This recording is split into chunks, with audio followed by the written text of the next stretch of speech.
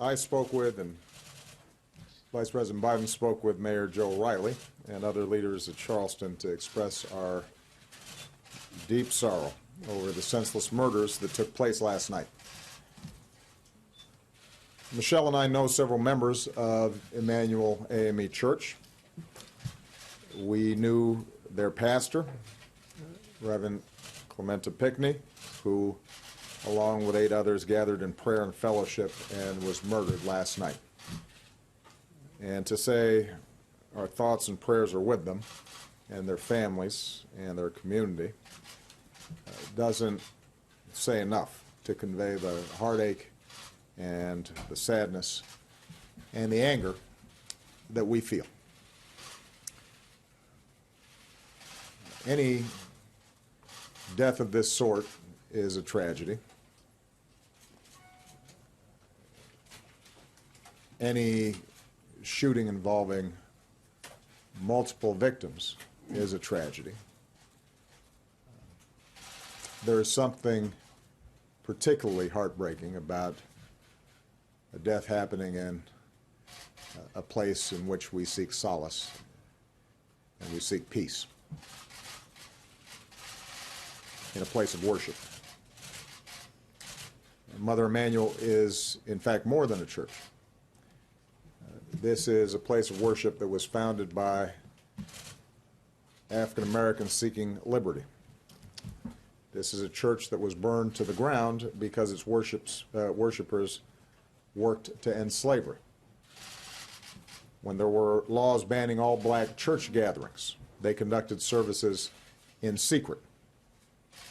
When there was a nonviolent movement to bring our country closer in line with our highest ideals, some of our brightest leaders spoke and led marches from this church's steps. This is a sacred place in the history of Charleston and in the history of America. The FBI is now on the scene with local police, and more of the Bureau's best are on the way to join them. The Attorney General has announced plans for the FBI to open a hate crime investigation. We understand that the suspect is in custody, and I'll let the best of law enforcement do its work to make sure that justice is served. Until the investigation is complete, I'm necessarily constrained in terms of talking about the details of the case. But I don't need to be constrained about the emotions that tragedies like this raise. I've had to make statements like this too many times. Communities like this have had to endure tragedies like this too many times. We don't have all the facts, but we do know that, once again, innocent people were killed in part because someone who wanted to inflict harm had no trouble getting their hands on a gun. Now is the time for mourning and for healing. But let's be clear. At some point, we as a country will have to reckon with the fact that this type of mass violence does not happen in other advanced countries.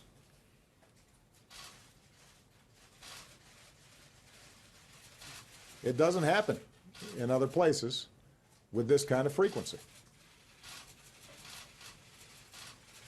And it is in our power to do something about it.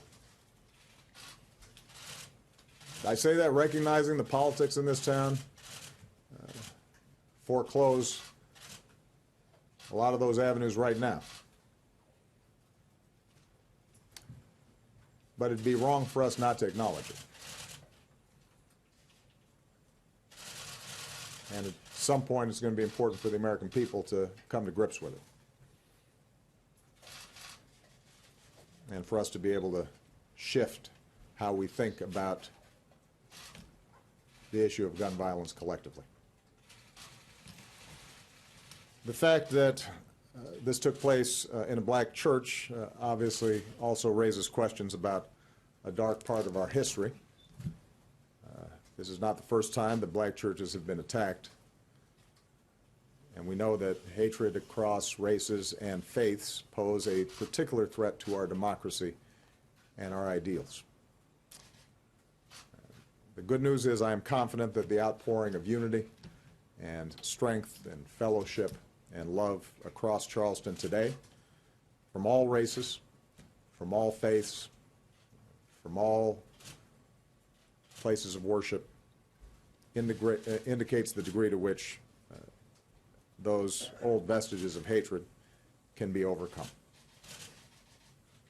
That certainly was Dr. King's hope just over 50 years ago, after 4 little girls were killed in a bombing in a black church in Birmingham, Alabama.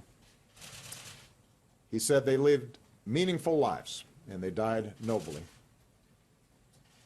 They say to each of us, Dr. King said, black and white alike, that we must substitute courage for caution.